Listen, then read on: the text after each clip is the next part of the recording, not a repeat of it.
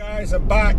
Unfortunately, I am not a paid landscape photographer, so I have to go out and earn pennies, both for the family and to pay for goodies for doing my photography, obviously.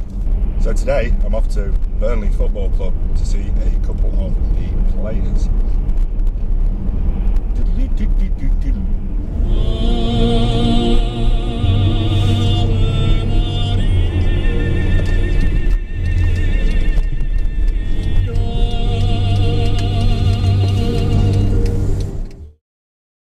Job's a good one. Because we're over in Burnley, we're not far away from North Yorkshire.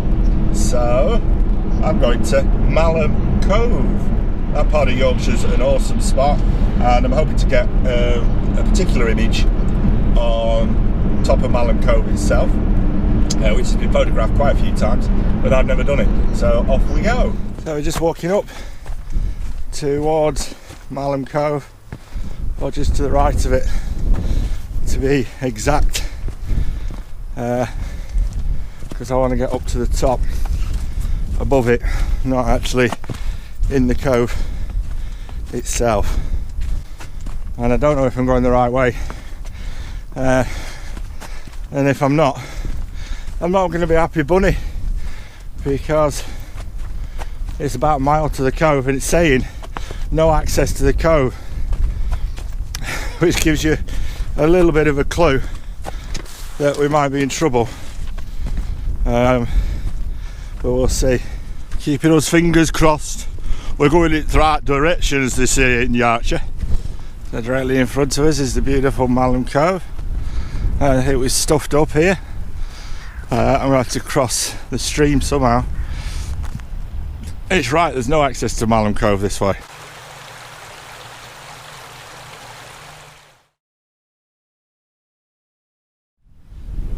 Now we're not shooting at the base of Malham, which is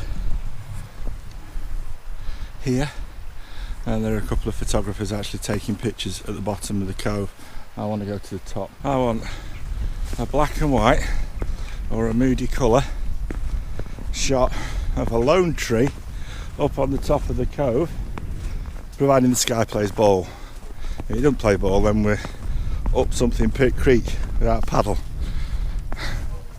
It is playing ball at the moment. I think we may be lucky. Let's see.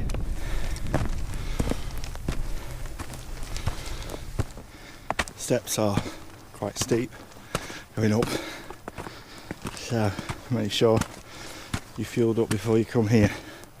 Top tip for you: if you come into Malham, stop off at Cargrave for some fish and chips, because there's nothing in Malham other than a pub. There is a cafe which was closed, and there is a shop again which was closed and looked deserted. So make sure you've had something to eat and you brought drinks with you before coming. Things aren't quite going according to plan as usual. I think I've lost my hat. I stuffed it down the front of my jacket like I always do, and it's gone. And that was my nice tea cosy hat, but never mind. So I've really been struggling with finding a good composition here at Malham Cove. A lot of people will go over in this direction here, and they shoot from over there towards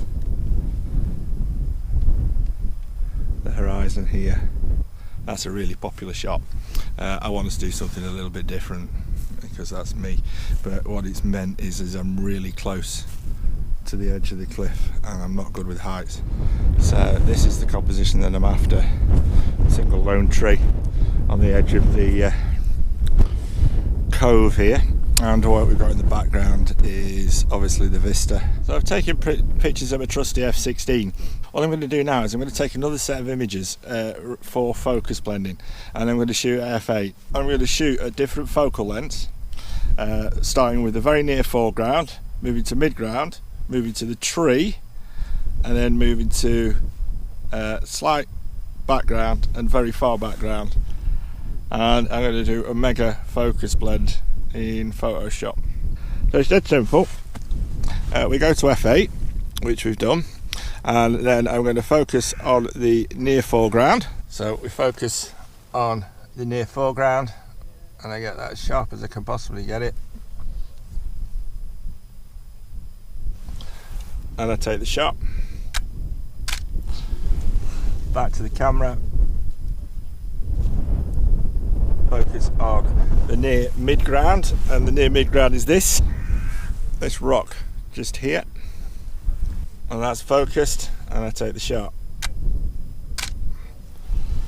And now I'm going to focus on the tree just there,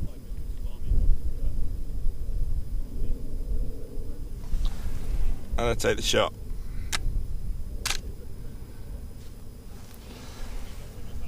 Now focus on the background, take the shot. A lot of people say, oh, how do you get images sharp? Well, that's when you see those images where they're really, really sharp front to back, that's how they're doing it. And the focus blend in Photoshop.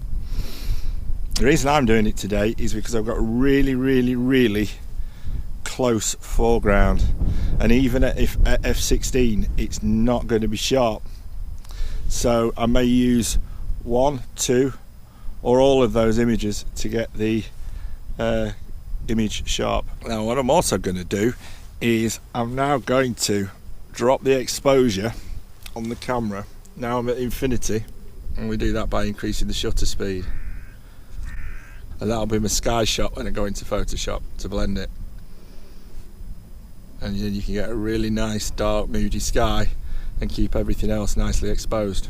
Just to run through that again, what we did is we took multiple images focusing on the very near foreground, the near foreground, the midground, and then the background. When I took my background shot, I increased the shutter speed to get a darker, more moody sky, and we'll see how that looks.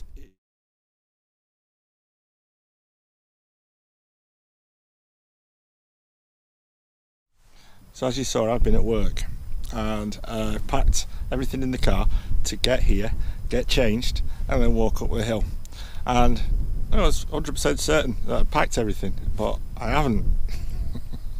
I didn't pack my trousers, so I'm wearing my trousers for work, which is great because they're thin and not very warm, and I've got a wet backside. As you know, it's not a proper shoot if everything goes right, don't you? You just know it's got to go wrong. So it has done. Oh, and I've lost my hat.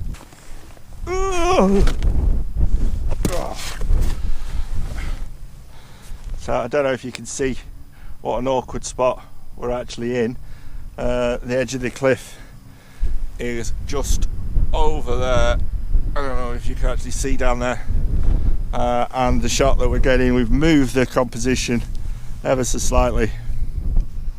We're going to shoot at f16, and this is the shot that we're after. We're just waiting for that sun. I'm the last one up here, everybody else has gone down.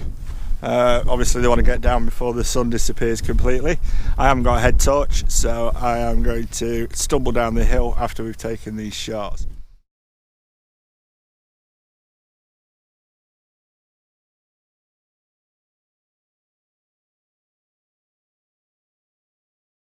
Not gone for a normal long exposure today.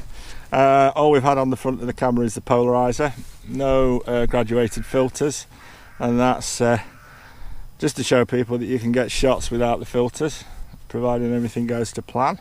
Sun's rapidly going over the horizon now. Give it about a minute and it'll have gone.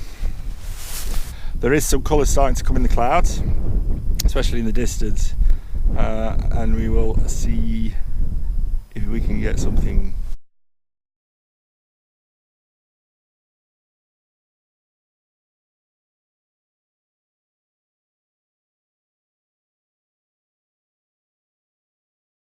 So the shoot's been pretty difficult today, to say the least.